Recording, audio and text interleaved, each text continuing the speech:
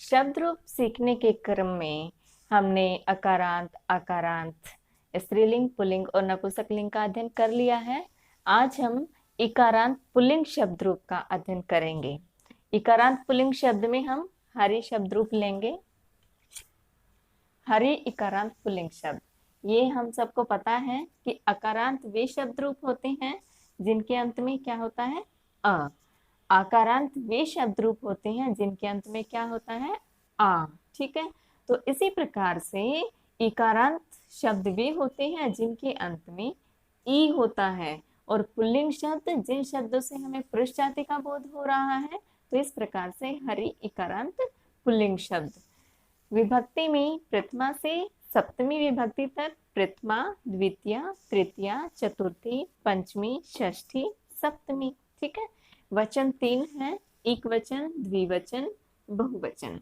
तो इस प्रकार से चलेंगे हमारे हरि के शब्द रूप। इस प्रकार से चलेंगे, हरि, हरि, हरियः, हरिम, हरि, हरिन, हरिणा, हरिभ्याम, हरिभिः, हरिये, हरिभ्याम, हरिभ्यः, हरेः, हरिभ्याम, हरिभ्यः, हरेः, हरियोः, हरिणाम, हरौ, हरियोः, हरिषु, हे हरे, हे हरि, हे हरिय।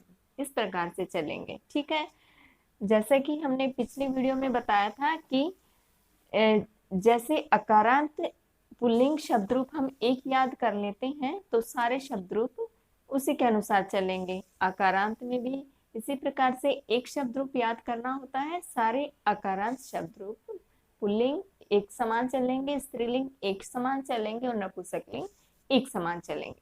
ठीक है, तो उसी प्रकार से इकारांत पुल्लिंग शब्द आपको एक शब्द रूप याद करना है, चाहे कोई भी शब्द रूप आप याद कर लें।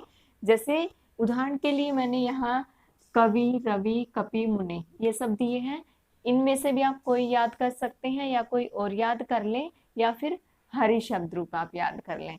तो आपको सिर्फ एक इकारांत पुल्लिंग शब्द रूप याद करना है, बाकी सारे शब्द रूप आपको अपने आप ही याद हो जाएंगे। ठीक है, देखिए अगर हम कारक चिन्हों की सहायता से याद करें तो हम फिर से रिवाइज कर लेते हैं।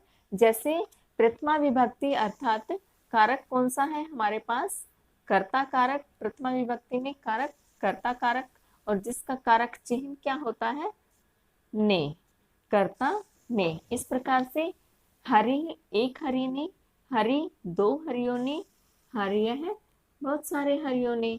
फिर द्वितीया में हमारा कर्म कारक आ जाता है। कारक चिन्ह कौन सा होता है, को। ठीक है, तो हरिम एक हरि को, हरि दो हरियों को, हरिन बहुत सारे हरियों को। तृतीय विभक्ति में करण कारक आ जाता है। कारक चिन्ह होता है से या के द्वारा। तो इस प्रकार से हरिणा एक हरि से या क्या के द्वारा, हरिभ्याम दो हरियों से या के द्वारा, हरि भी बहुत सारे हरियों से या के द्वारा।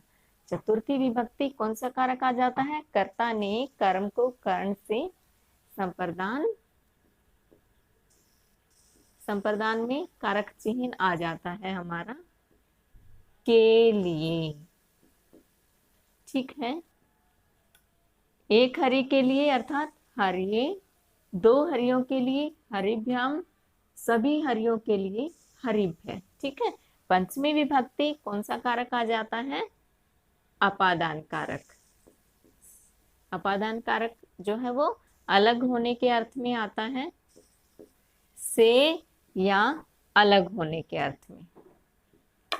ठीक है, तो पंचमी विभक्ति में अपादान कारक के अनुसार चले तो हरे है एक हरि से या अलग होने की स्थिति में, हरिभ्याम दो हरियों से या अलग होने की स्थिति में, हरिभ्य सभी हरियों से या अलग होने की स्थिति में। ठीक है, षष्ठी विभक्ति संबंध कारक आ जाता है। संबंध कारक में कारक चिन्ह हमारा होता है का, के, की। इस प्रकार से हरे एक हरि का के की, हरियो दो हरि का के की, हरि नाम बहुत सारे, हरिओं का के की। ठीक है। सप्तमी विभक्ति अधिकरण कारक, अधिकरण कारक का कारक चिन्ह होता है में पर। ठीक है। तो हरऊ एक हरि में पर, हरियो दो हरि में पर, हरीशु बहुत सारे हरियो में पर। संबोधन में हमें जब किसी को संबोधित करना होता है प्रथमा विभक्ति के अनुसार चलते हैं। हे हरे, हे हरि, हे हरि है। इस प्रकार से हमारा हरि का शब्द रूप बनता है। अगर हम ऐसे ही उदाहरण लेकर कोई भी इनमें से शब्द रूप लें, जैसे हम कवि का लेते हैं, तो हमें ऐसे ही लिखने होते हैं, ऐसे ही याद करने होते हैं, हरि के समान ही सेम। सिर्फ हमें करना क्या है, अंत में जो मात्राएं और विसर्ग या हलंत जैसे भी लिखे हुए हैं वो सेम आ जाएंगे। बाकी हमारा जो संज्ञा शब्द है अर्थात हरि शब्द जो है उसको हम हटा देंगे। जैसे हम कवि का शब्द रूप लिखते हैं तो यहाँ पर लिखेंगे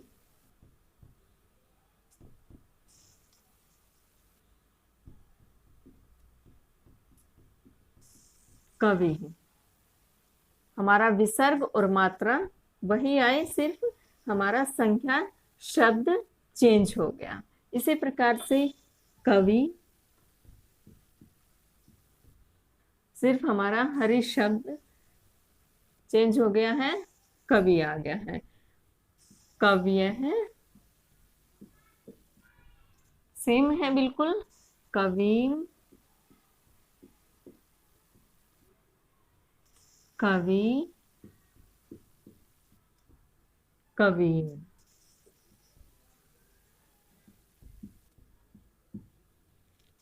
ठीक है। इसी प्रकार से कविना, कविये, कवेह, कवेह, कवऊ, बिल्कुल सेम चलेंगे। ठीक है। यहाँ पर आ जाएगा आपका कविभ्याम,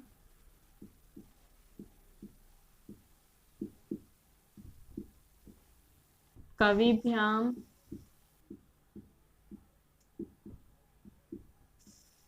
कविभ्याम, कवियोः, कवियोः। ठीक है। इसी प्रकार से कवि भी,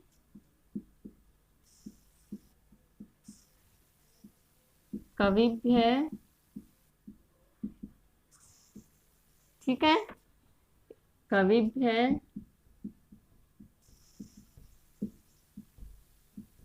कविनाम, कविषु। तो इस प्रकार से बच्चों सारे शब्द रूप हरि और कवि दो आज हमने सीखे हैं। इन्हीं के अनुसार आपकी इकारांत पुल्लिंग शब्द रूप ऐसे ही चलेंगे। ठीक है। जो आज हमने इकारांत पुल्लिंग शब्द रूप का अध्ययन किया, मिलते हैं अगली वीडियो में। तब तक के लिए धन्यवाद।